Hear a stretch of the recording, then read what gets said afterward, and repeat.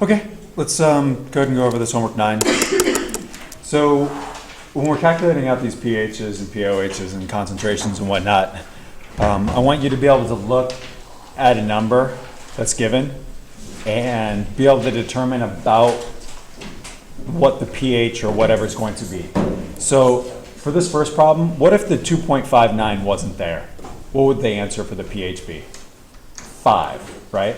So with the 2.59, that's adding a little bit more acid. Are we okay with that? Without the 2.59, it would be 1 times 10 to the negative fifth. But now it's 2.59 times 10 to the negative fifth, which is a bigger number. So that would mean more acid. So what would the pH do? Go down. So this pH is going to be what? 4 something. That's what I need you to be able to look at it and say, all right, cover up to 2.59, that's going to be a 5, add a little bit more acid, that's going to be a 4 something. So that way you can make sure that whatever your calculation is, you're doing that correctly. So to get the actual value, we're going to take the negative log of the 2.59 times 10 to the negative fifth, and we're going to end up with 4 point, somebody have that? 58? Sounds great. Okay, so 4.58. All right, so now that we've got that piece, the pH piece, it's very simple to get the pOH, right? How do we get the pOH from pH? 14. Yeah, 14 minus that. The two of those things need to add up to 14. So if I take 14 and I subtract off the 4.58, I'm going to get 9.42. 9.42? Yeah, 9.42. All right, so there's my pOH. And once I have my pOH, what do I do to get my hydroxide ion concentration?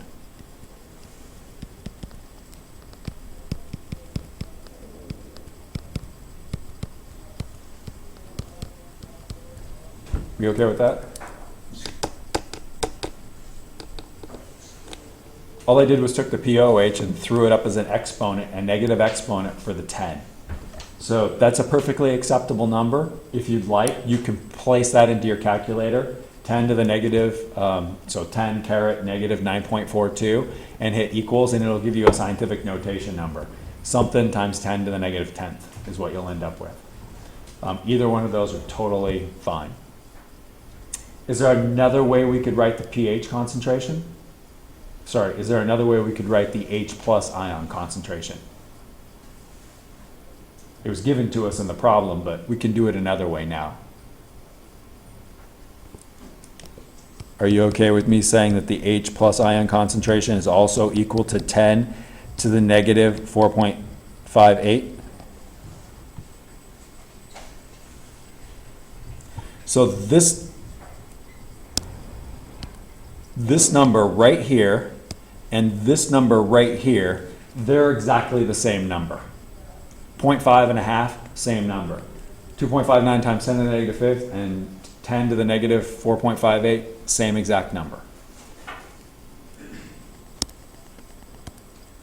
All right, so I've got a pH of 2.36 in this next problem. So what things can we figure out? What do we know without doing any math whatsoever?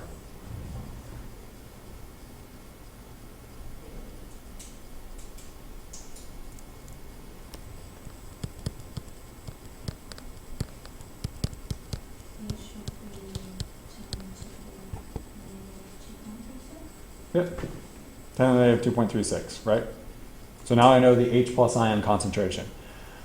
What can I figure out with a tiny bit of math? The pOH, right? So if I take 14 and I minus the 2.36, I'm going to end up with 11.64. So there's my pOH.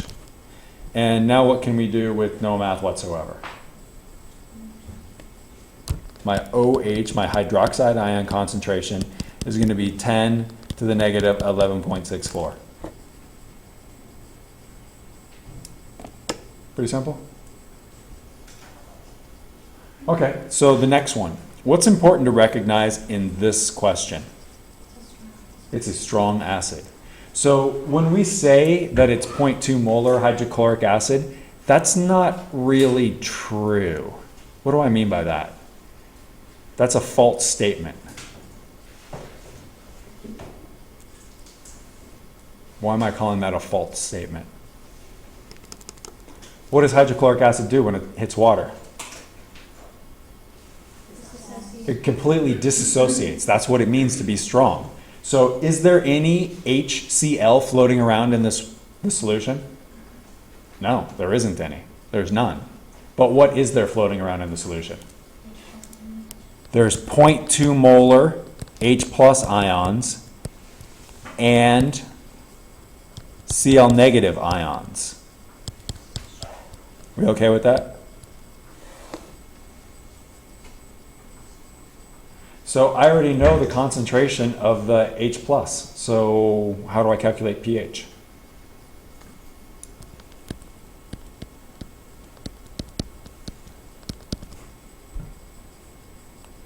Negative log of 0.2. That'll give me pH. So the answer for this one is 0.7.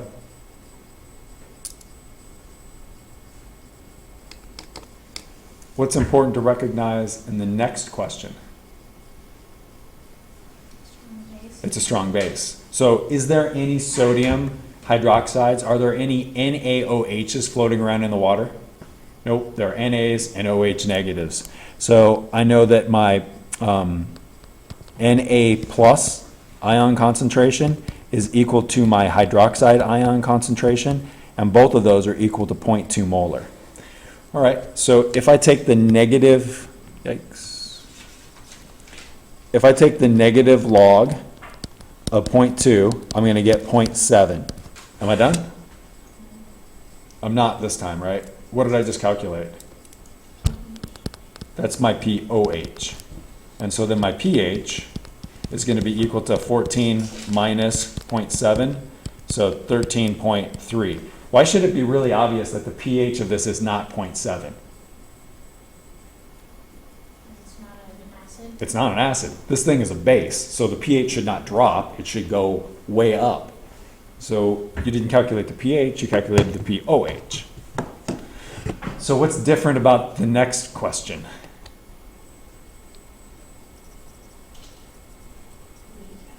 This is a weak acid. Can't calculate it the same way. We were only able to calculate the first two questions in the way we were because we knew that when they went in there, they disassociated completely. We knew that this happened and that this happened. I didn't have to worry about them being stuck together. But in this case, the nitrous acid, it's weak. So that means most of the HNO2 stays stuck together as HNO2. The reaction would be HNO2 turns into H plus and NO2. But since this is a weak, most of it stays stuck together. And it's an equilibrium, so let's put that over there. What I'm going to need to know is nitrous acid, and nitrous acid's Ka value is down here at the bottom. This 5.62 times 10 to the negative fourth, I need that. So this is a K value of 5.62 times 10 to the negative fifth. So since this is an equilibrium reaction, I can write an equilibrium equation. So my Ka is equal to H plus ion concentration and nitrite ion concentration divided by nitrous acid.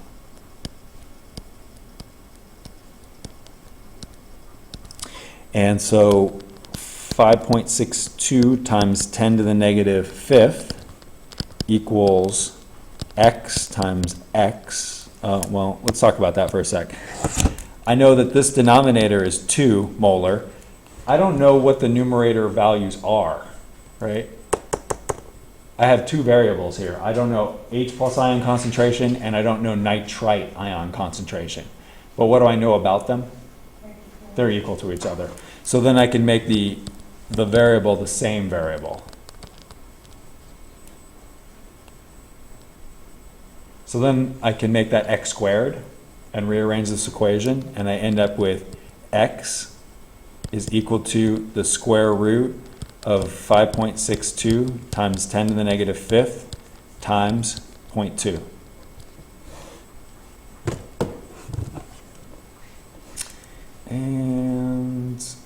do that,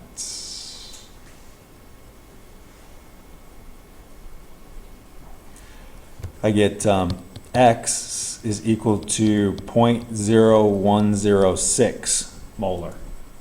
Great. Now if I take the negative log of that,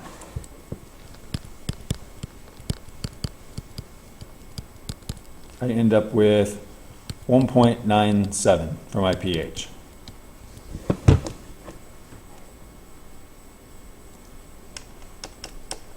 Now we're going to do the exact same thing for the next problem, because it's a weak base. So my hydrazine, I'll switch to a different color here. The hydrazine is H2N4, and that's going to mess around with a water molecule in an equilibrium to make H3N4 positive plus hydroxide. So then I'll write the Kb expression for that, and I've got H3N4 plus and a hydroxide. And in the denominator, I've got hydrazine. And if we flip over to the notes, we can see what the equilibrium constant is for that. And 1.26 times 10 to the negative sixth. So 1.26 times 10 to the negative sixth. And again, it's x and x divided by 0.2. And when I run through this, I'll have x is equal to 1.26 times 10 to the negative fifth times 0.2 and the square root of all that. And I get a value of 0.000502. And now I'm going to take the negative log of that. And I end up with 3.3. So am I done? I'm not. I added a base to it, so what's the pH going to do? Go up. So it can't be 3.3, so I'm going to have to go 14 minus 3.3, and I end up with what? 11.7? So there's my answer.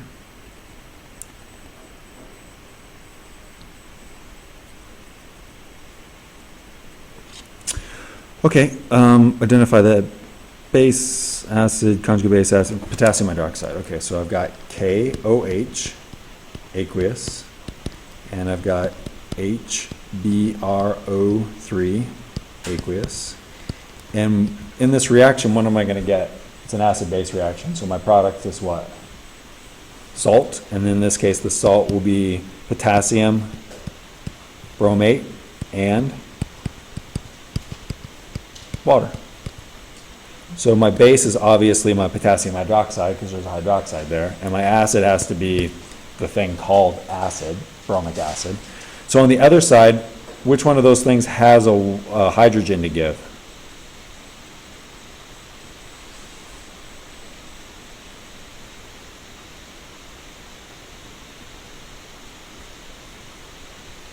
The water molecule. So that's going to be my conjugate acid. And that makes my potassium bromate my conjugate base.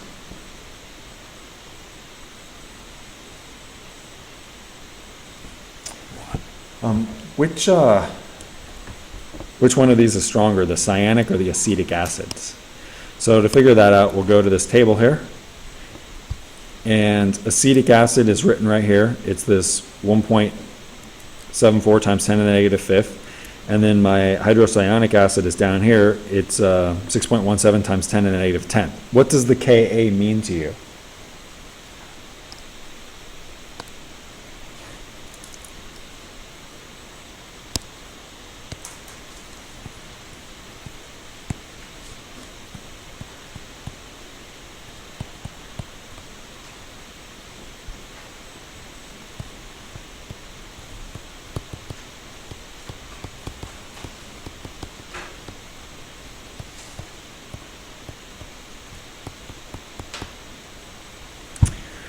So since it's got a larger Ka, that means more product. So I've got more dissociation. So since I have more dissociation, I've got more H in the water, so I've got a stronger acid in my acetic acid than I do in my hydrocyanic acid.